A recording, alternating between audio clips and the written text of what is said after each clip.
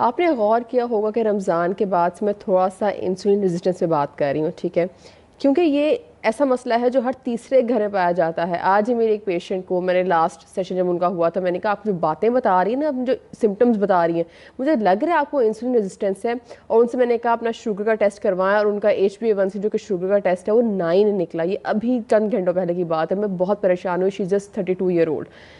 कहने का मकसद ये है कि जब मोटापा हो जाए तो ये मसला इतना साइलेंट है कि आपको हो जाएगा और आपको पता भी नहीं चलेगा। तो इंसुलिन रेजिस्टेंस का प्रॉब्लम क्या है कि दो इश्यूज की तरफ लेके जाता है आपको, या तो आपको शुगर करवा देगा या आपको PCOS करवा देगा, ठीक है। तो इससे टैकल करना एक खातून के लिए सबसे इंपॉर्टेंट बात है कि पहले इस मसले को हल करें तो वजन आपको ऑटोमेटिकली गिरना शुरू हो जाएगा। मैंने इस पे वीडियो भी बनाई थी, एक छोटी सी रील बनाई थी, इंस्टाग्राम पे भी और टिकटॉक, हाँ दोनों पे अपलोड कर दी थी मैंने कि बेसिकली इसकी निशानियाँ क्या होती हैं। मैं ज़रा शॉर्ट में थोड़ी सी दोबारा जो है बता देती हूँ, बाकी आप जाके वो रील देख लीजिए इंस्टाग्राम पे।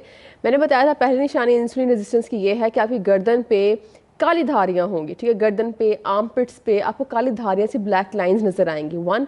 और ये किसी भी एज में हो सकती हैं, ठीक है। तो आप अगर छोटी एज है आपकी तो आपने फिर भी चेक करना है, ये नहीं कहना है कि मेरी तो छोटी एज है खैर है, पर अगर आपका वजन ज्यादा है तो ये लाज भी चेक करें, काली धारियाँ। टू, वेस्ट आपकी 35 से अबव में तो लाजमी इंसुलिन रेजिस्टेंस होती है। तो जब ये दोनों इश्यूज हो तो आपने करना क्या है, तीन मोटी चीज़ें, एंड देन बाद में हम डिटेल में इस वीडियो को लेकर चलेंगे कि जब ये इस इशू की वजह से या PCOS होने की वजह से जब ये इशू हो जाता है तो आपने डाइट मैनेजमेंट क्या करनी है, डाइट का लेनी है। पहले हम डिस्कस करेंगे तीन मोटी बातें। वॉक से नहीं घबराना प्लीज़, चीनी निकाल देनी है, हर तरह का मीठा डाइट से निकाल देना है। ओकेजनल जो हम बिस्किट खा लिया, केक खा लिया, कुछ छोटे बहन से टॉफ़ी लेके खा ली, ये काम नहीं करने आपने।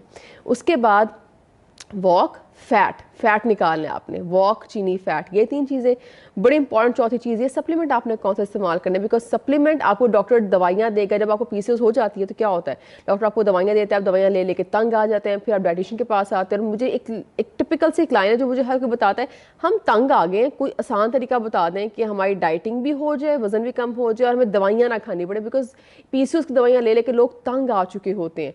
तो आपने सप्लीमेंट कौन सा इस्तेमाल करना, बिकॉज सप्लीमेंट्स बहुत हेल्प करते हैं। तो I have a miracle supplement for you regarding this issue. ये काइंड ऑफ वाहिद सप्लीमेंट है जो यूज़ करने से ना आपकी दवाइयाँ भी PCOS वाली छूट जाती हैं अगर आप ये यूज़ करते हैं और उसका डाइटिंग वगैरह करते हैं। और बल्कि इसके ऑर्डर के साथ तो मैं पेशेंट्स को डाइट प्लान भी भिजवाती हूँ, एक फ्री जनरल डाइट प्लान, कि भाई इस तरह से अगर डाइट लेंगे तो आपका मसला काफ़ी हद तक ठीक हो जाएगा।